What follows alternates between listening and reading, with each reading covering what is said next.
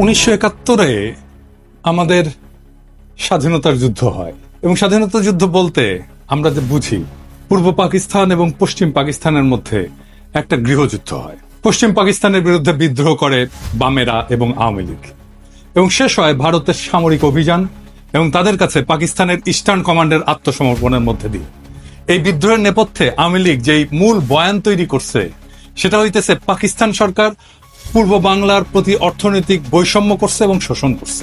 এই বয়ানের মূল বক্তব্য হচ্ছে তারা বলতে চায় পূর্ব পাকিস্তান পাকিস্তানের মেজরিটি প্রদেশ, এখানে দেশের 56% জনগণ বাস করে, অথচ পাকিস্তান সরকারের রাজস্বের সিংহভাগ পশ্চিম পাকিস্তানে ব্যয় করে।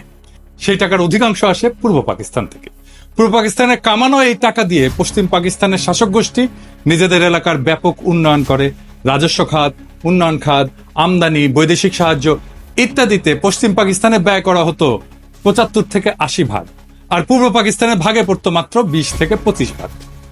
এছাড়া পূর্ব পাকিস্তানের মানুষকে দৈনন্দিন দ্রব্য সামগ্রী, পণ্য সামগ্রী পশ্চিম পাকিস্তানের চাইতে বেশি দামে কেনা লাগতো, যা ছিল তৎকালীন শাসক গোষ্ঠীর এক ক্রূর পরিকল্পনা, যার মাধ্যমে এদেশের গরিব দুঃখী মানুষের রক্ত তারা চুষে নিত। দুই প্রদেশের মধ্যে মাথাপিছু আয়ের মধ্যে ছিল ব্যাপক বৈষম্য, যা হচ্ছে তাদের শোষণের পলিসি। এইসব ক্ষোভকে ঘুঁটা দিয়া আওয়ামী লীগ 70 সালের নির্বাচনে একটা বিখ্যাত পোস্টার ছাপায় সারা দেশে ব্যাপকভাবে বিলি করছিল। পোস্টারটার শিরোনাম ছিল সোনার বাংলা শ্মশান কেন। কি ছিল সেই পোস্টারে? সেই পোস্টারে দেখানো হয়েছে যে বৈষম্য, রাজস্ব খাতে বাংলাদেশ 1500 কোটি টাকা ব্যয় হয়, পশ্চিম পাকিস্তানে 5000 কোটি টাকা ব্যয় হয়। উন্নয়ন খাতে ব্যয় হয় বাংলাদেশে 3000 কোটি টাকা, পশ্চিম পাকিস্তানে 6000 কোটি টাকা। বৈদেশিক সাহায্য বাংলাদেশ শতকরা পায় 20 ভাগ, পশ্চিম পাকিস্তান পায় 80 ভাগ। বৈদেশিক দ্রব্য আমদানি বাংলাদেশে শতকরা 25 ভাগ, পশ্চিম পাকিস্তান 75 ভাগ।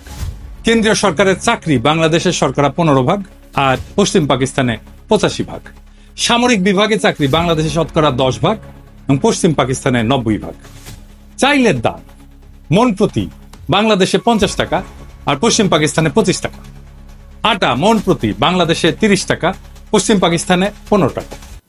সরষের তেল বাংলাদেশে 5 টাকা, পশ্চিম পাকিস্তানে 2.5 টাকা। সোনার প্রতি ভরি বাংলাদেশে 170 টাকা, পশ্চিম পাকিস্তানে 135 টাকা। কি নিদারুণ বৈষম্য, তাই না?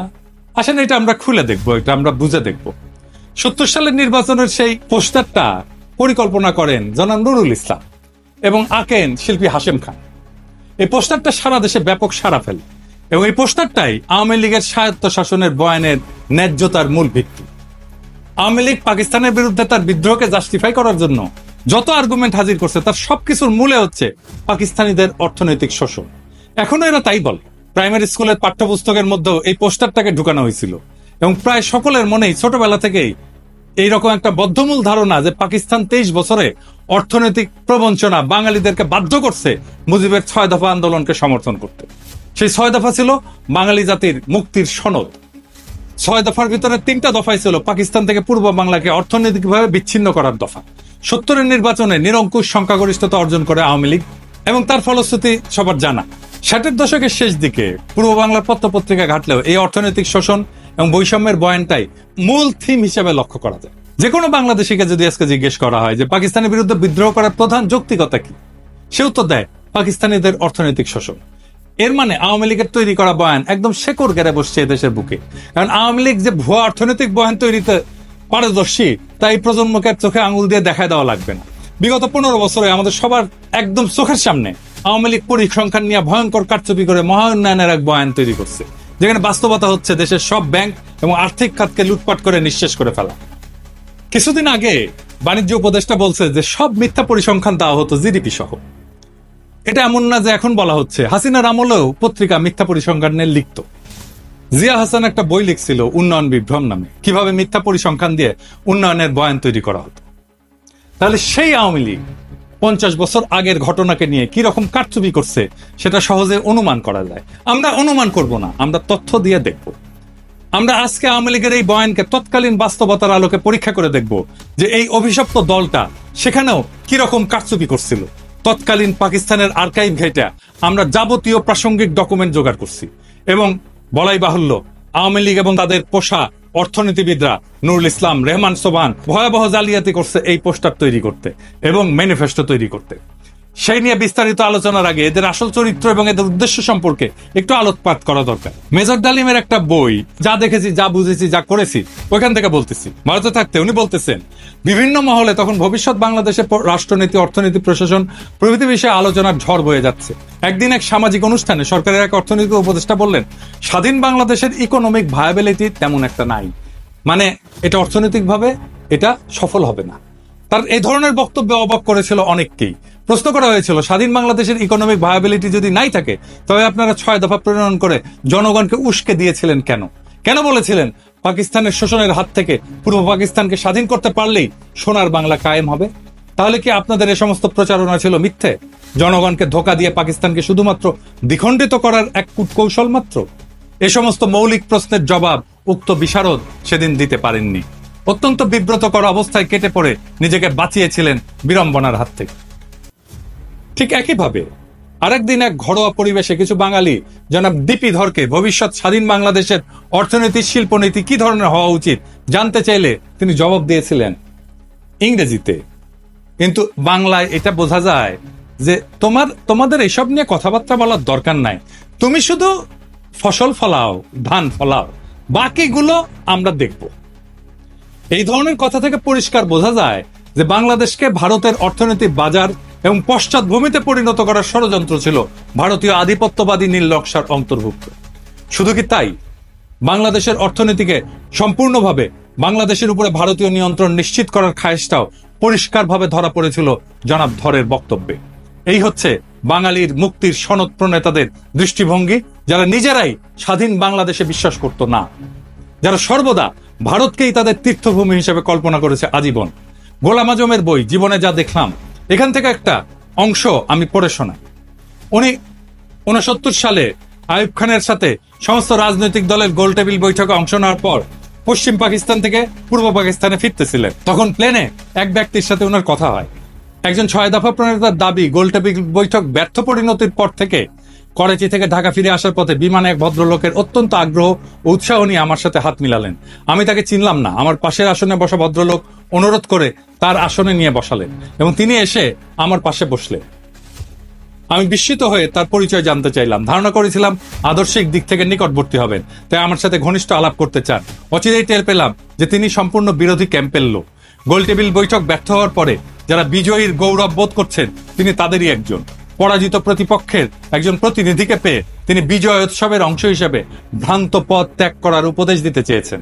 পরিচয় নিয়ে জানলাম তিনি একজন সিএসপি উচ্চ কর্মকর্তা, ইসলামাবাদে কর্মরত আছেন, ছুটিতে দেশের বাড়িতে যাচ্ছেন। নাম ডক্টর আব্দুস সাত্তার। আমাকে তিনি খুব ভালো করেই চিনেন বলে জানলেন। যারা রাজনীতি করেন তারা লেখাপড়ার চর্চা কমই করেন, আমি এর ব্যতিক্রম বলে আমাকে শ্রদ্ধা করেন বলে উল্লেখ করলেন। আমার সাথে আলোচনার সুযোগ পেয়ে তিনি খুবই খুশি হয়েছেন বলেও জানিয়েছিলেন। এভাবে কতক সৌজন্যমূলক কথা বলে তিনি বক্তব্য শুরু করলেন। আপনারা 6 দফাকে সঠিকভাবে বিবেচনা করলেন না, এটাকে শেখ মুজিবের হঠকারী রাজনৈতিক প্রস্তাব মনে করে হয়তো এটার যথার্থ মূল্যায়ন করতে পারেননি। এটা শেখ মুজিবের মাধ্যমে পেশ করা হয়েছে বটে, কিন্তু এর প্রণেতা 18 জন পিএইচডি, এর মধ্যে বিভিন্ন বিশ্ববিদ্যালয়ের প্রফেসর এবং সরকারি বেসরকারি উচ্চপদস্থ ব্যক্তিত্ব রয়েছেন। এটা অত্যন্ত সুচিন্তিত এবং সুপরিকল্পিত ফর্মুলা, যা 8 কোটি বাঙালির ভাগ্যের দ্রুত পরিবর্তন করবে। আমি জিজ্ঞেস করলাম, ওই 18 জন পিএইচডির মধ্যে আপনি নিশ্চয়ই অন্যতম? তিনি জোশের সাথে দাবি করলেন যে তিনিও এই সংগঠকদের একজন। আমি জানতে চাইলাম, এই 18 জনের সবাই কি বাঙালি? তিনি আরো উৎসাহের সাথে বললেন যে তারা সবাই বাঙালি জাতীয়তার বিশ্বাসী। আমি জিজ্ঞেস করলাম যে আপনারা নিশ্চয়ই সুদূর প্রসারী পরিকল্পনার ভিত্তিতে এই 6 দফা প্রণয়ন করেছেন। উক্ত পরিকল্পনায় কি পূর্ব এবং পশ্চিম পাকিস্তানকে একটা রাষ্ট্র হিসেবে গড়ে তোলার চিন্তা রয়েছে? তিনি খুবই খোলা মনে জবাব দিলেন, আপনারা জনগণের ময়দানে কাজ করেন, আমরা তাদের সাথে কাজ করছি যারা দেশ চালাচ্ছে। পাঞ্জাবিরা আমাদের দাবিয়ে রাখতে চায়, তাদের থেকে আলাদা না হয়ে আমরা উন্নতি করতে পারবো না। আমাদের 2 অঞ্চলের মাঝখানে ভারত, এ অবস্থায় এক রাষ্ট্রের অন্তর্ভুক্ত থাকা অস্বাভাবিক। আমি বললাম, আমরা সংখ্যাগরিষ্ঠ, দেশ গণতন্ত্রের পথে এগুচ্ছে, আমরা কেন্দ্র প্রাধান্য বিস্তার করব, আমরা কেন আলাদা হওয়ার কথা চিন্তা করব? তারা আলাদা হতে চাইলে দেখা যাবে। এর জবাবে তিনি এমন কথা বললেন যা শুনে আমি চমকে গেলাম। তিনি বললেন, বাঙালি জাতি হিসাবে আমাদেরকে চিন্তা করতে হবে 47 সালে বাঙালি জাতিকে বিভক্ত করায় আমরা জাতি হিসেবে দুর্বল হয়ে গেছি। বাঙালি জাতি ঐক্যবদ্ধ হলে গোটা উপমহাদেশে আমরা বিশাল মর্যাদার অধিকারী হতে পারবো। আমি জানতে চাইলাম, পশ্চিমবঙ্গের বাঙালিরা কি ভারত থেকে আলাদা হয়ে আমাদের সাথে মিলে আলাদা রাষ্ট্রে অন্তর্ভুক্ত হতে রাজি হবে? তিনি আস্থার সাথে বললেন, আলবৎ তারা প্রস্তুত হবে। তারা কলকাতাকে রাজধানী করতে চাইবে। বঙ্গদেশ বিভক্ত না হলে তো আমাদের পূর্ব পাকিস্তানের রাজধানী কলকাতাতেই থাকতো। ব্রিটিশ আমলেও কলকাতা বহু বছর ব্রিটিশ ভারতের রাজধানী ছিল। এখানে লক্ষণীয় যে উক্ত ব্যক্তি খালি 6 দফাতেই সন্তুষ্ট নন, উনি প্রত্যক্ষভাবে বাংলার সাথে যোগ দেওয়ার জন্য উদ্গ্রীব এবং সেই জন্য পূর্ব বাংলার রাজধানী ঢাকা থেকে কলকাতাতে সরাই দিতেও প্রস্তুত। ক্ষুদিরাম সূর্য সেনের মন্ত্রমুগ্ধ শিষ্য। 47 সালের পার্টিশনের ইতিহাস সম্পর্কে যাদের মিনিমাম পড়াশোনা আছে তাদের জানার কথা, কংগ্রেসের দাবির মুখে লর্ড মাউন্টব্যাটেন মুসলিম সংখ্যাগরিষ্ঠ প্রদেশ পাঞ্জাব এবং বাংলাকে পার্টিশন করার সিদ্ধান্ত নেন, যেটার পুরোটা পাকিস্তানে আসার কথা ছিল। কায়েদে আজম জিন্না অনিচ্ছা সত্ত্বেও এই পার্টিশনের সিদ্ধান্তকে মেনে নেন, যেটা ছিল তার স্টেটসম্যানশিপের পরিচয়। জিন্না এটা নিয়ে আফসোস করে পোকায় কাটা পাকিস্তান বলেছিলেন। মাউন্টব্যাটেন প্ল্যানের আগ পর্যন্ত কংগ্রেস, মুসলিম লীগ এবং ইংরেজ সরকারের মধ্যে যত আলোচনা হয়েছে তার মুখ্য টপিক ছিল নতুন সংবিধানে ব্রিটিশ ভারতের 11টি প্রদেশের মধ্যে কি রকম সম্পর্ক থাকবে স্বাধীনতার পর।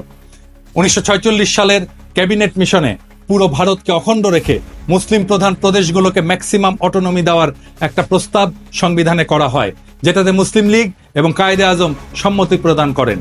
কংগ্রেস এবং নেহরুর সেই প্রস্তাব মানতে রাজি না থাকায় কায়েদে আজম এরপর পূর্ণ স্বাধীনতার দাবি করেন।